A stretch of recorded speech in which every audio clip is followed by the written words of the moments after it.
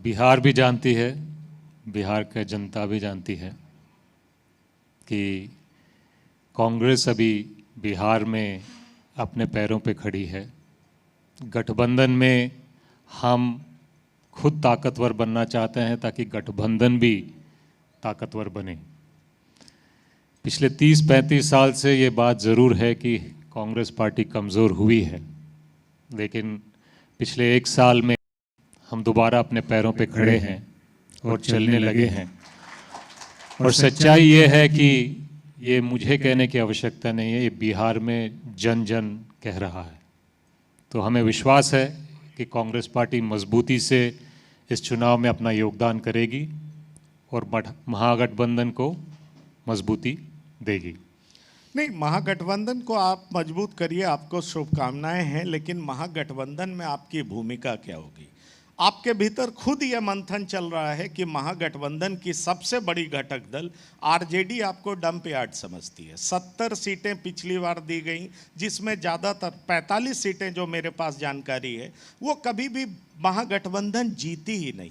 क्या इस बार उन सीटों को लेकर के घटक दलों के बीच में टसल है और जिससे निपटने के लिए आप बिल्कुल मुस्तैदी से खड़े हैं? आपको लगता है कि नहीं, कांग्रेस को सम्मान मिलना चाहिए और वैसी सीटें बिल्कुल नहीं मिलना चाहिए जो कि लूजिंग सीट है, और इसलिए आपने प्रेस कॉन्फ्रेंस में कहा भी कि विनिंग और लूजिंग का सामंजस्य बनना चाहिए। तो क्या वाकई आपको लूजिंग सीट ऑफर किया जा रहा है, इसीलिए आप तेजस्वी यादव को सीएम खुले तौर पर स्वीकार नहीं कर रहे?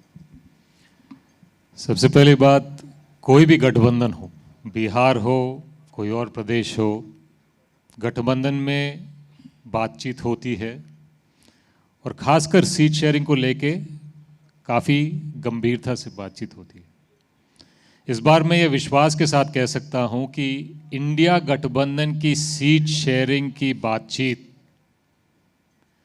पहले से कहीं ज़्यादा पॉजिटिविटी, संतुलन के साथ आगे बढ़ रही है। ये आपको देखने को मिलेगा कि पहले के हिसाब से हर तबके में गठबंधन एकजुट होकर आगे बढ़ रही है।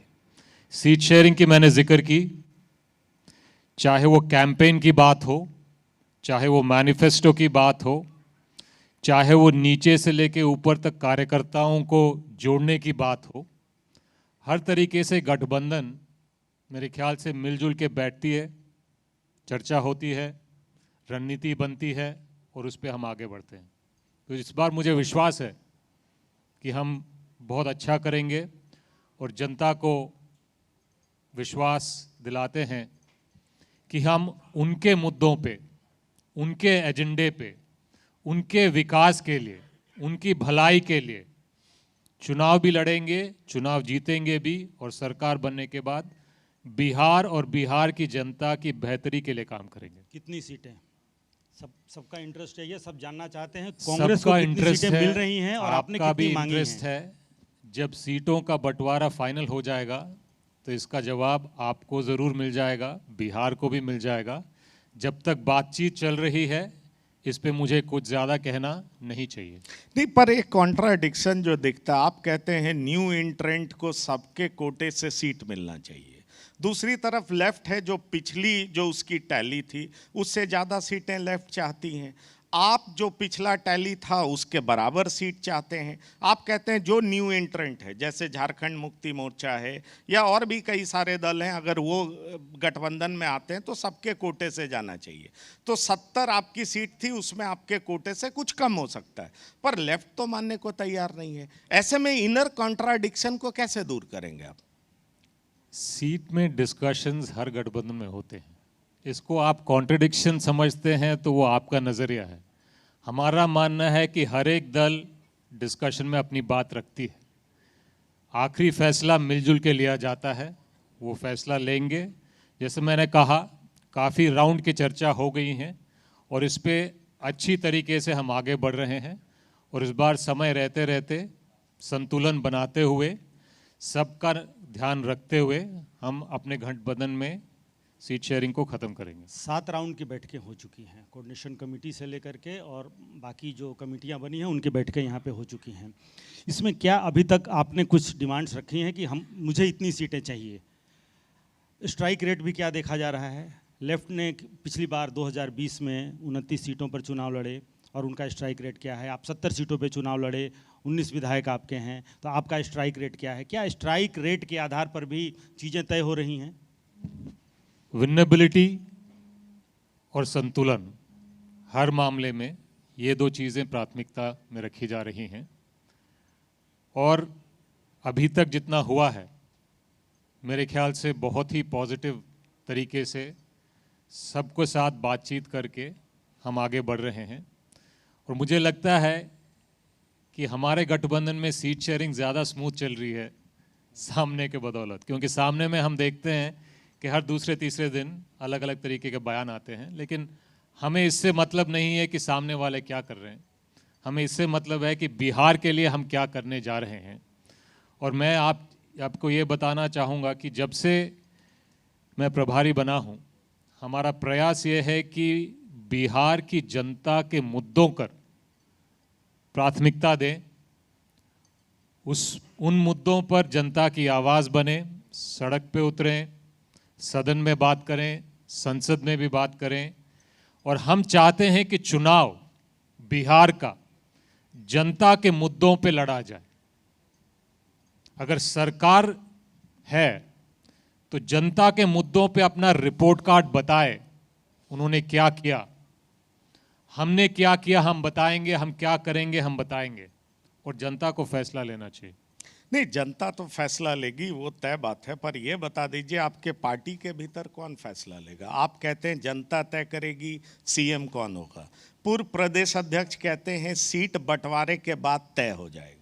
तो क्या सीएम का चेहरा इसलिए तय नहीं हो पा रहा है क्योंकि सीटों का बंटवारा नहीं हो पाया है, ठीक से आप संतुष्ट नहीं हैं, ये वजह है? और इसीलिए कांग्रेस में आप प्रभारी हैं, आप अलग भाषा बोलते हैं, पूर्व प्रदेश अध्यक्ष कुछ और बोलते हैं, कई नेता तेजस्वी को खुलेआम नेता कहते हैं कि वही हमारे चेहरा हैं।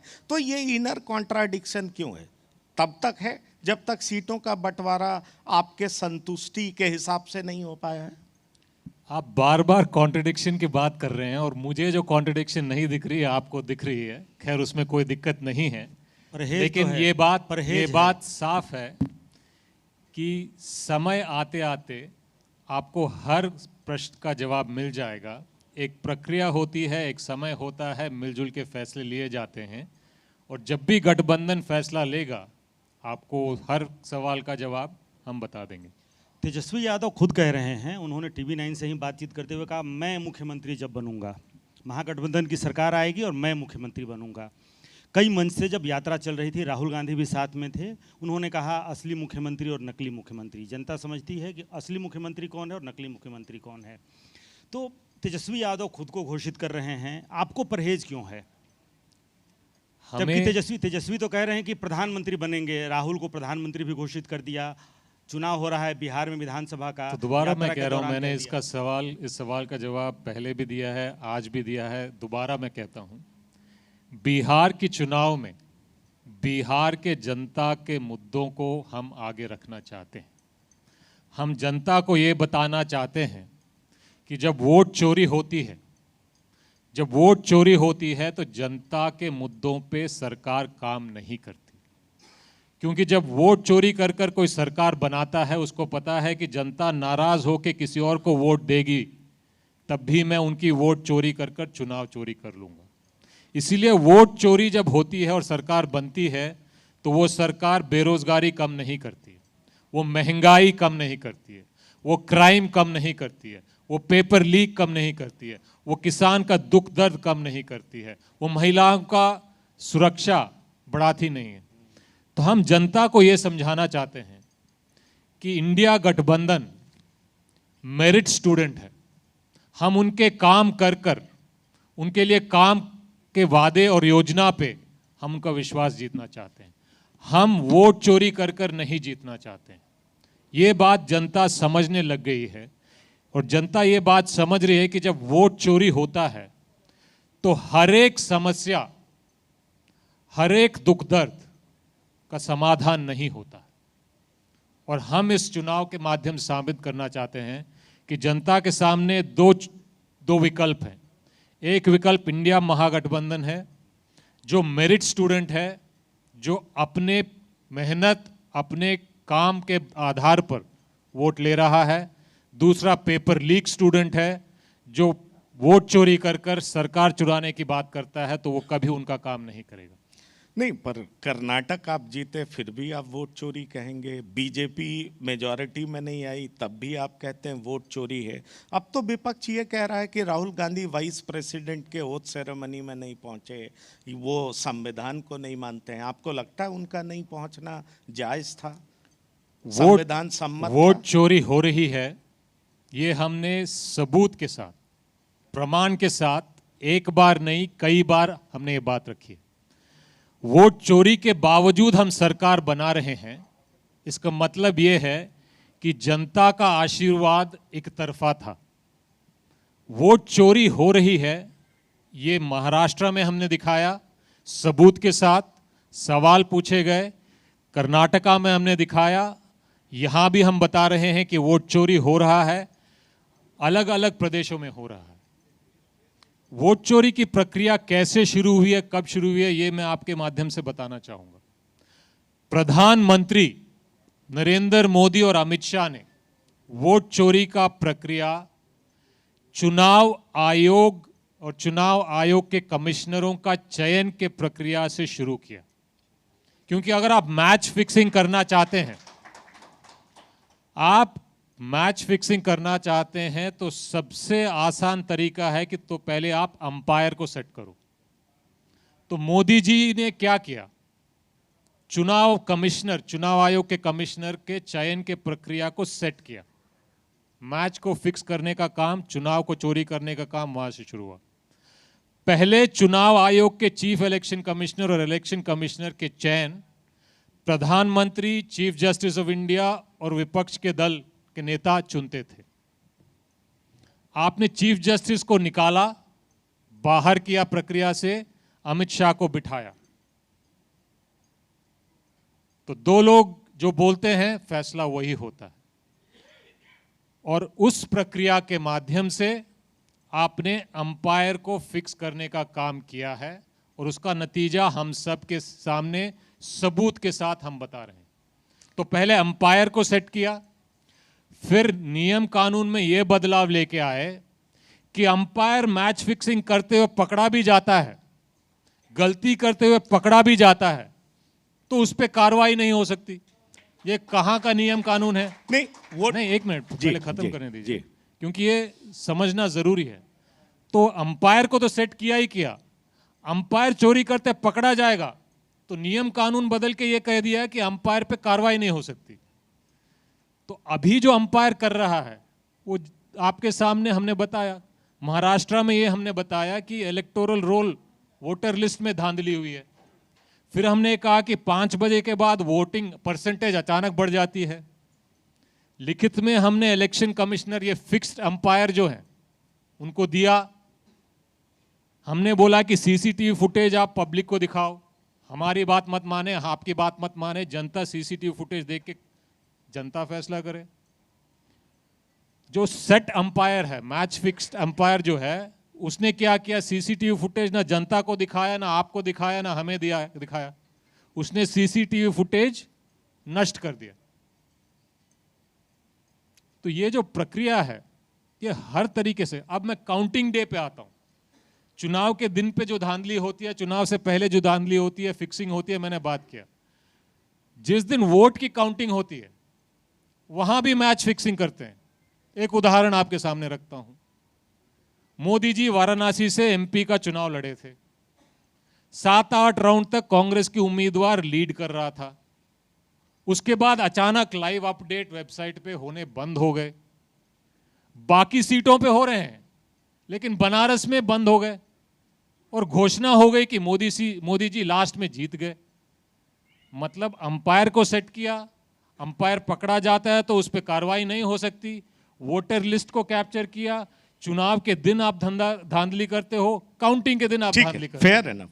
पर तो ये बात, मूल बात ये है कि जो सरकार इस माध्यम से, इस प्रक्रिया से बनती है, वो जनता के काम पे कभी काम नहीं करेगी, इसीलिए अभी लाठीचार्ज करते हैं। ठीक है, अभी चुनाव में फैसला भी हो जाएगा, पर यह बताइए वाइस प्रेसिडेंट के ओथ में राहुल गांधी जी का नहीं जाना, आप इसको कैसे देखते हैं? बीजेपी गंभीर आरोप लगा रही है। आपको लग रहा है कि हर इंस्टीट्यूशन को गलत साबित करना, उसको डिस्क्रेडिट करना कांग्रेस जैसी पार्टी के लिए सही है? पहली बात तो हम हर इंस्टीट्यूशन को गलत साबित नहीं कर रहे हैं। जो इंस्टीट्यूशन गलत है, जो फिक्स्ड है, जहां के अंपायर के चयन से लेके चुनाव के वोटर लिस्ट से लेके चुनाव के दिन की धांधली से लेके काउंटिंग डे तक फिक्स्ड है, उस पे हम प्रश्न चिन्ह उठा रहे हैं, सबूत के साथ उठा रहे हैं, और इसका जवाब आज तक बीजेपी ने नहीं दिया।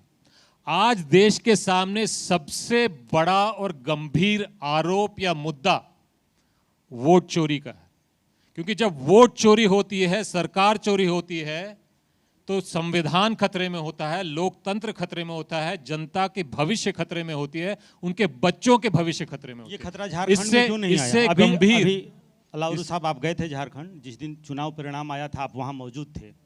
झारखंड में ये वोट चोरी क्यों नहीं हुई? ये मैच फिक्सिंग जिसकी बात कर रहे हैं, अंपायर को सेट करना था, तो झारखंड में भी होता। लोकसभा चुनाव में उनकी सीटें पहले 300 से मैंने ऊपर इसका थी। जवाब पहले भी दिया, दोबारा दे देता हूं। अगर हम चुनाव जीत रहे हैं, इसका मतलब है कि जनता का आशीर्वाद एक तरफा है, लहर है। हम प्रमाण के साथ दिखा रहे हैं आपको कि वोट चोरी हो रहा है, उसका जवाब दीजिए। प्रमाण का काट प्रमाण है, सबूत का काट सबूत है। आप सबूत के साथ बताइए कि हम गलत कह रहे हैं। लेकिन बिहार में प्रमाण नहीं देंगे। क्यों नहीं देंगे? 60,000 आपके बीएलए हैं आपकी पार्टी के सिर्फ। वैसे महागठबंधन और एनडीए देखें तो 1.5 लाख से ज़्यादा बीएलए हैं, आपकी पार्टी के 60,000 हैं।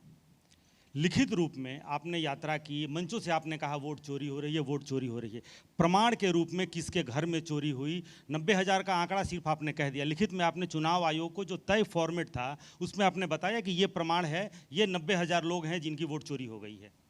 चुनाव आयोग को हमने लिखित में भी दिया, उनका बीएलओ हमारे बीएलए से कंप्लेंट नहीं ले रहा, इसके एफिडेविट भी हमने सुप्रीम कोर्ट में दिखाए। जो अंपायर फिक्स्ड है, वो कुछ भी बात बोलोगे आप मानोगे, लेकिन जहां पत्रकार दिखा रहा है कि बीएलओ कमरे में बैठ के दस्तखत धड़ाधड़ कर रहा है, जो लिखित प्रक्रिया है, जो इलेक्शन कमीशन ने लिखा है कि ये प्रक्रिया है, ये प्रमाण है, ऐसे ऐसे ऐसे वोटर एनरोल होंगे, रजिस्टर होंगे, आप दिखा दीजिए कितना आंकड़े इलेक्शन कमीशन दिखा रहा है, उसमें अगर 20% भी वो प्रक्रिया फॉलो करेंगे तो हम मान जाएंगे। चुनाव आयोग खुद के बनाए हुए नियम कानून पे नहीं चलता है। अगर हम उसमें कमियां दिखाते हैं तो जो कमियां एक्सपोज करता है उस पे एफआईआर होता है, जो बीएलओ धड़ाधड़ साइन कर रहा है किसी और का, उस पे कार्रवाई नहीं होती है। तो दिक्कत ये है। और एसआईआर को लाने का मंशा क्या है? आप बिहार जैसे प्रदेश में, जहां ग्रामीण क्षेत्र बहुत बड़ी परसेंटेज में है, जो बाढ़ का समय है, जहां गरीब लोग ज्यादा रहते हैं, उनसे आप ऐसे ऐसे प्रमाण पत्र मांग रहे हो और 30 दिन का समय दे रहे हो। ये भारत के इतिहास में कभी हुआ नहीं है कि आप 8 करोड़ लोगों से 1 महीने के अंदर एक अजीब और गरीब प्रक्रिया लाकर आप ये बोल रहे हो कि आपको साबित करना है कि आप बिहार के भी वोटर हो और भारत के भी नागरिक हो। पर नहीं, ये समझने वाली बात है। 30 दिन, 8 करोड़ लोग, अजीब और गरीब प्रक्रिया, खुलेआम चोरी, ये सब कौन करवा रहा है? अगर हम यात्रा लेके निकलते हैं और जनता रिस्पांस देती है, वो इसीलिए देती है क्योंकि जनता समझ रही है कि ये गलत हो रहा है। और गलत इसीलिए हो रहा है कि जब वोट चोरी होती है तो उनके मुद्दों पर, उनकी समस्याओं पर, उनके दुख दर्द पर सरकार काम नहीं करती है। और ये हमें बिहार में भी देखने को मिल रहा है और भारत में भी देखने को मिल रहा है। नहीं, ठीक है, पर यह भी तो पहले नहीं हुआ कि वाइस प्रेसिडेंट के ओथ में नेता प्रतिपक्ष नहीं पहुंचे हों। इसको कैसे देखते हैं? बीजेपी ने गंभीरता से सवाल उठाया। बीजेपी को जनता के गंभीर सवाल पे भी जवाब देना चाहिए। हम तो जनता की आवाज उठा रहे हैं। बीजेपी को बताना चाहिए कि वोट चोरी की सरकार 11 साल से चल रही है, 2 करोड़ नौकरियां आज तक क्यों नहीं दी? पेट्रोल का दाम 50 से 100 रुपया तो कर दिया आपने, 100 से 50 क्यों नहीं किया? आप ट्रंप के सामने कभी सरेंडर करते हो, कभी सीज फायर करते हो, कभी टैरिफ के मुद्दे पे घुटने टेकते हो, सेना का अपमान करते हो।